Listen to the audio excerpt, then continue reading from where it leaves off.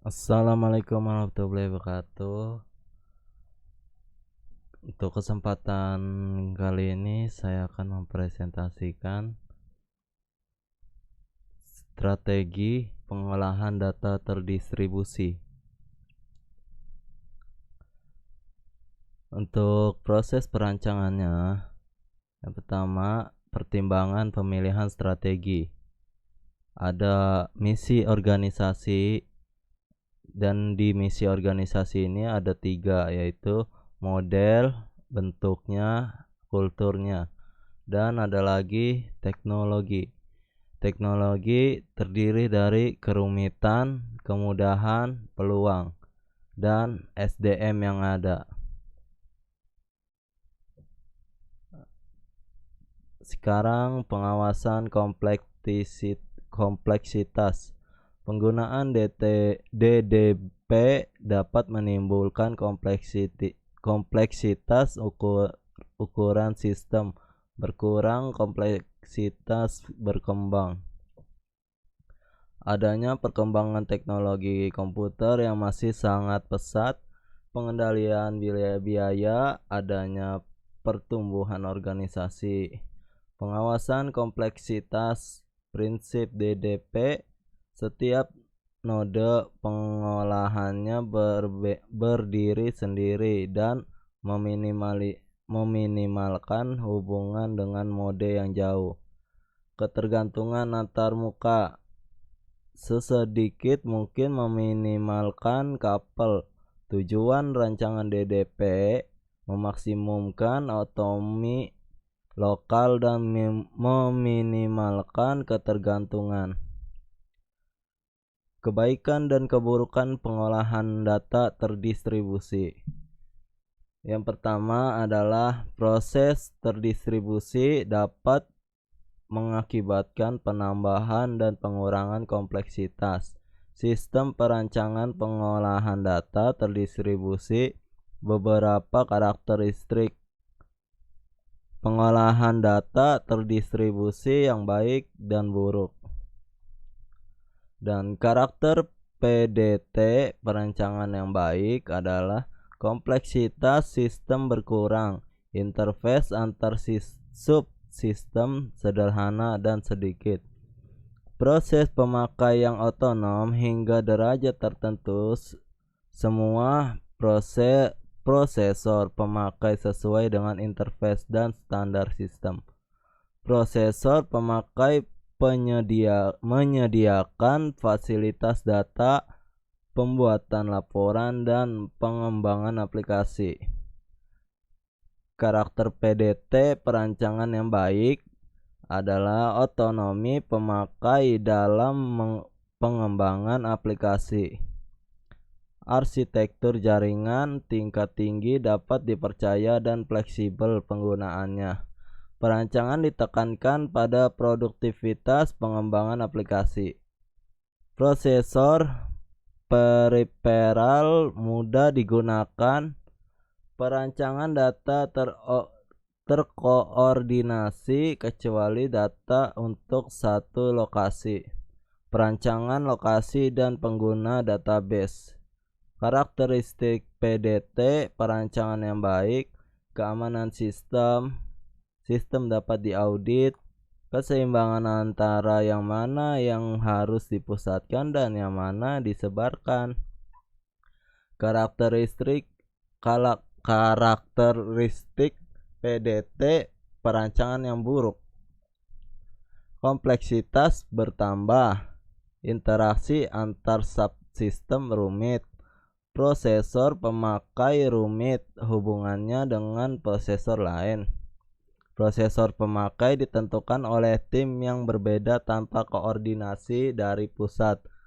Prosesor harus diprogram dalam bahasa tingkat rendah. Karakter PDT perancangan yang buruk. Pengembangan aplikasi terpusat, hubungan teleprocessing tingkat rendah dengan arsitektur jaringan yang rumit. Pengembangan aplikasi hanya menggunakan pemrograman cara lama. Prosesor periferal memerlukan pemrograman atau operator sistem terlatih. Data inkompatibel pada lokasi berbeda, tidak menggunakan DBMS, tidak ada kamus data atau hanya ada di pusat. Karakter PDT perancangan yang buruk, tidak ada keamanan pada node periferal. Sistem tidak dapat diaudit, terpusat atau implementasi pada departemen pemakai tanpa koordinasi. Dan sekarang masalah inkompatibilitas. Inkompatibilitas menghambat keterhubungan sistem dalam mencapai tujuan. Masalah yang terjadi biasanya adalah prosedur kontrol jalur yang berbeda. Dulu ya, kita besarkan dulu.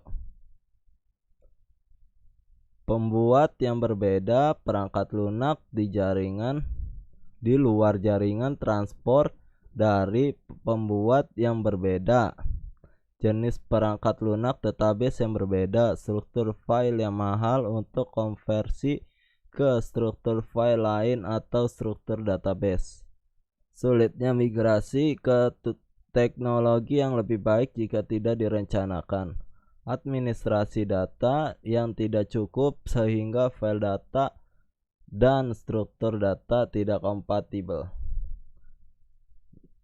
Masalah inkompatibilitas dari arsitektur. Dalam arsitektur sistem terdistribusi, berbagai mesin harus dapat digabungkan untuk membentuk konfigurasi yang bermacam-macam caranya. Untuk itu, mesin dan perangkat lunaknya harus kompatibel. Standar arsitektur harus mendukung perubahan sistem, konfiguritasnya fleksibel, keuntungan distribusi fungsi dan distribusi pengolahan jaringan komputer pada perusahaan. Masalah inkompatibilitas antar pembuat. Arsitektur untuk pengolahan terdistribusi dan jaringan komputer dirancang oleh 3 tipe organisasi, yaitu pembuat komputer, common carrier, dan administrator telekomunikasi. Organisasi standar yang membuat interface seperti CCIT, seperti cheat kali ya. Arsitektur dari pembuat komputer inkompatibel dengan arsitektur dari common carrier. Pembuat jaringan transport screen berbeda sama sekali dengan X25, hanya sedikit sekali adanya persamaan antara arsitektur yang dibuat. Dengan adanya inkompatibilitas pada struktur, protokol konversi akan menjadi salah satu fungsi dari inteligensia terdistribusi. Masalah inkompatibilitas session service. Masalah yang lebih rumit adalah pada perangkat lunak tingkat tinggi session service karena banyaknya fungsi yang mungkin perangkat lunak ini juga akan distandarisasi. Suatu contoh, fungsi yang menyederhanakan pemrograman aplikasi untuk sistem terdistribusi tapi hanya bekerja pada mesin DexNet. Untuk membuat jarak tersebut transparan bagi si pemrogram, diperlukan protokol dan perangkat lunak yang rumit yang sangat kompatibel antar mesin yang berkomunikasi. Kompatibilitas ini hanya ada pada mesin dari pembuat yang sama. Dan masih masalah lagi, masalah inkompatibilitas database. Struktur logis dari data yang disimpan dalam sistem database sangat penting untuk pengembangan aplikasi. Sistem manajemen database yang berbeda jenisnya seringkali inkompatibel, sehingga untuk mentransfer data antara sistem programnya harus ditulis kembali. Perkembangan BDT perlu ditunjang dengan penggunaan database ini di banyak lokasi.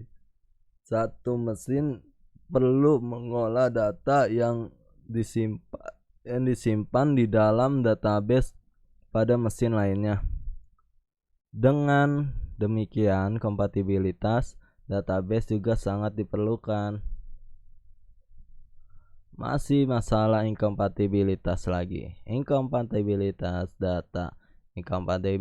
data dapat disebabkan oleh perancangan data yang tidak terkoordinasi. Kompatibilitas data sangat penting di dalam PDT untuk pertukaran data, penggunaan data jarak jauh.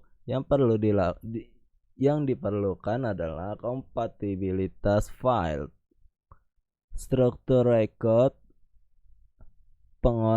pengelompokan file dalam database seperti record, segmen, tuple.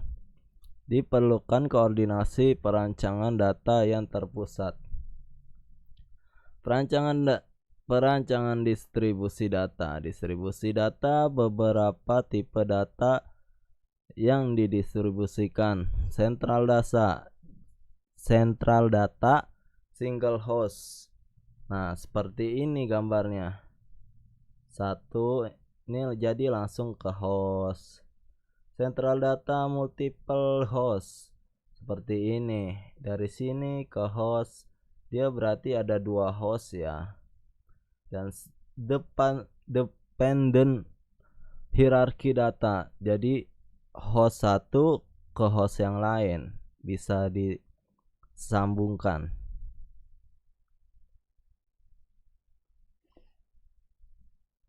Oke, kita lanjut. Contoh umum distribusi data. Sistem data terpusat dengan sebuah host. Sistem data terpusat dengan banyak host. Data disimpan di lokal atau di tempat jauh. Sistem data hierarki yang dependent. Data pada mesin tingkat rendah erat hubungannya dengan mesin tingkat tinggi, merupakan subset dari data yang lebih tinggi tingkatnya. Sistem data hierarki yang bebas. Struktur data berbeda pada berbagai tingkat data. Tingkat tinggi berupa ringkasan. Contohnya, tingkat rendah yaitu operasi rutin, kontrol produksi, order, dan persediaan. Dan tingkat tinggi adalah untuk sistem informasi. Contoh umum distribusi data. Sistem split data. Struktur dan format sama, datanya berbeda. Tiap bagian penyimpanan data bagiannya saja. Dan sistem spread data. Data dan program berbeda sedangkan melayani perusahaan yang sama. Sistem data salinan atau replikasi. Salinan data sama pada setiap lokasi atau duplikat. Data diupdate dari sistem pusat. Keuntungannya apa?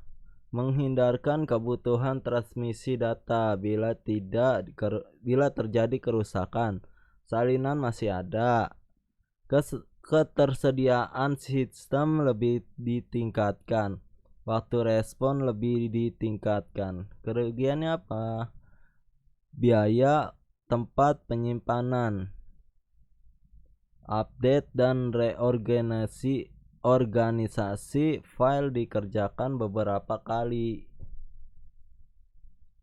Nah, contoh umum distribusi data. Sistem data heterogen. sistem komputer heterogen, data disimpan pada setiap sistem komputer. Tidak ada hubungan antara organisasi data yang berbeda. Pemakaian dapat mengakses ke komputer lain, namun harus tahu bagaimana data diorganisasikan. Updating salinan data berganda. Perlu perhatian pada perancangan, update dan recovery. Restart and recovery dapat menimbulkan masalah. Beberapa alasan menggunakan salinan data berganda.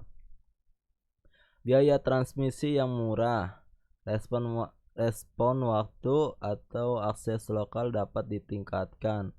Availability. Organisasi data dapat berlainan. Security lebih aman karena ada salinan. Biaya konversi, mengurangi biaya dan waktu konversi. Updating salinan master. Seluruh transaksi langsung mengupdate master. Master menerbitkan salinan yang baru dari record yang berubah ke prosesor lain secara periodik. Transaksi pengupdate bukan file master. Seluruh transaksi disimpan untuk mengupdate periodik dari master.